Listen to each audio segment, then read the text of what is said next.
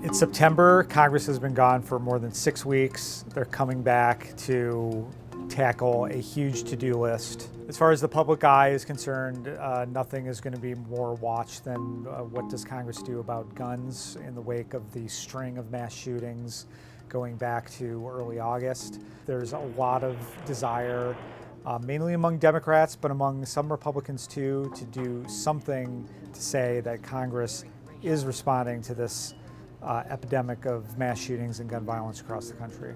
Most of the attention will be in the Senate, where Mitch McConnell has made no firm plans to move on any gun legislation. He's basically said that it's going to be up to the president to determine what Republicans are going to be willing to accept. Senate Majority Leader Mitch McConnell has been willing to take the heat. He says he's proud of being called the Grim Reaper, presiding over the chamber where Democratic legislation goes to die. But I think he is feeling some pressure on the gun issue. The party clearly has a problem in the suburbs with voters who are just exasperated that Congress seems unwilling to do anything to react to the tragedies that we keep seeing. But he's also dealing with the caucus that has a lot of members from western states, more rural states, where new gun laws are not popular at all. Democrats are pressing to make sure that something does happen. Their main demand is for a universal background check bill, but there is also talk of a so-called red flag law that would encourage states to create systems where people can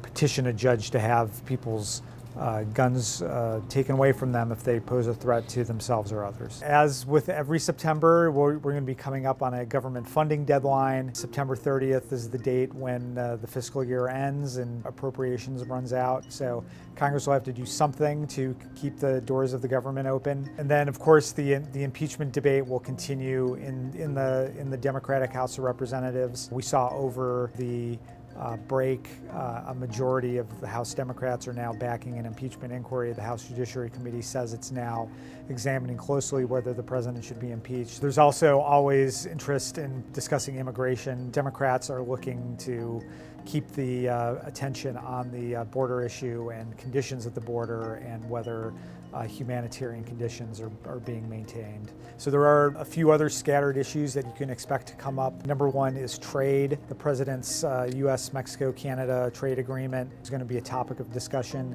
House Democrats have laid out a number of demands, and it's up to the White House to negotiate with Democrats in hopes of trying to get something through. There's also talk of perhaps doing a prescription drug bill in the House.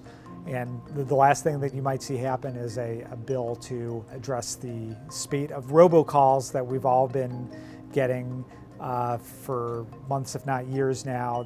Both the House and Senate have passed bills to address that, and there's hopes that they'll be able to agree on some legislation sometime in the next couple months.